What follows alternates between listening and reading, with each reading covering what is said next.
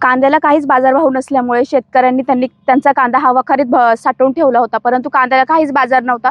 त्याच्यामध्ये हा कांदा साठवून ठेवला आणि अवकाळीच्या पावसाने तो कांदा अक्षरशः खराब होऊन गेलेला आहे. याच्यामध्ये वरच बोलण्यासाठी आपल्यासोबत शेतकरी, काय सांगाल तुम्ही? हा कांदा वखारीत साठवून ठेवला तो अक्षरशः सडून गेलेला आहे. काय झालं, गारपीट झाली मधल्या काळात. त्या मधल्या काळात गारपिटीमुळे ना 60 ते 70% कांदा त्याच वेळेस खराब झाला. आणि काय जो चांगला कांदा होता तो आम्ही आरणीत साठवून ठेवला. 20 ते 30% तो कांदा आरणीत साठवून ठेवल्यामुळे तो पण आता पूर्णपणे खराब झालेला आहे. किती एकर मध्ये हा कांदा लावला होता आणि किती खर्च केला त्यासाठी? हा कांदा जवळजवळ 3 एकर मध्ये लावलेला होता. त्यासाठी जवळजवळ 2 ते 2.5 लाख रुपये खर्च केलेला आहे. आणि तुम्ही हा जो कांदा हे केलाय त्याचं काहीच भांडवल निघलेलं नाही ना सध्या? कोणत्या प्रकारचं भांडवल निघलेलं नाही, पूर्ण तोट्यात गेलेलं आहे कांद्याचं.